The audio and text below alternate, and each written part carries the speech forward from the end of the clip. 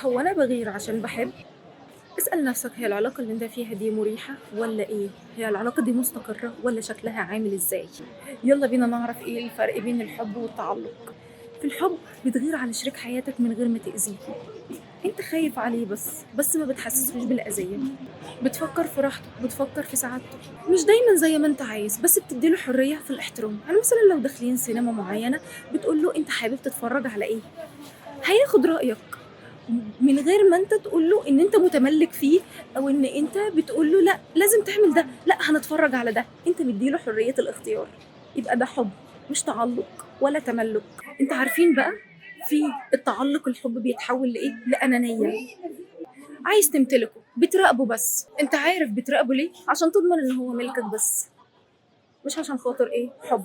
أنت فاكر اللي أنت بتعمله ده إن هو حُب؟ لأ، ده خوف من الفقد، خايف بدل ما تتساب. الحب حرية، التعلق سجن. أنت عارف لما بتكون متعلق بحد بتحس بإيه؟ بتحس إن أنت تحت سيطرته، إن هو اللي قايم بكل الدور، أنت مش لاقي شخصيتك، أنت مش عارف أنت مين. الحب بيعيش، التعلق بينفجر، الحب الحقيقي بيستمر لأنه متوازن. الحب فيه مساحة، فيه احترام، فيه حدود، حتى لو مختلفين بس بنرجع في نفس النقطة إن إحنا عايزين نحترم بعضينا، إحنا بنحب بعض فبالتالي هنكون مع بعض. التعلق عمره ما بيعيش كتير. انتوا عارفين التعلق بيبدأ قوي وسريع وبعدين بيتحول زي البخار بالظبط بيضمحل. عارفين ليه؟ لأن العلاقة بتقوم على الاحتياج مش على الوعي. الحب نمو، التعلق واقف مكانك. في الحب بنتعلم وبنتطور، في الحب بتدعموا بعضيكوا قوي. في التعلق انت في علاقة بتلفي فيها حوالين نفسك بس انت مش عارف انت مين، انت مش عارف انت عايز تعمل ايه. في التعلق بتضحي بنفسك بس قلقان بتحلم بكوابيس كأنك في جودة بالظبط.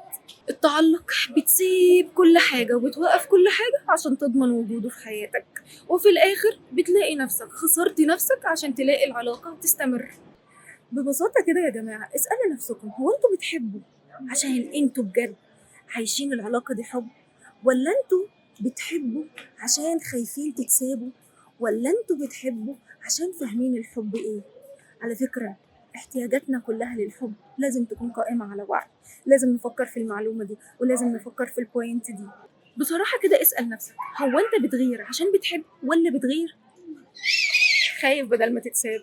وعايزة أعرف آرائكم في الكومنتات.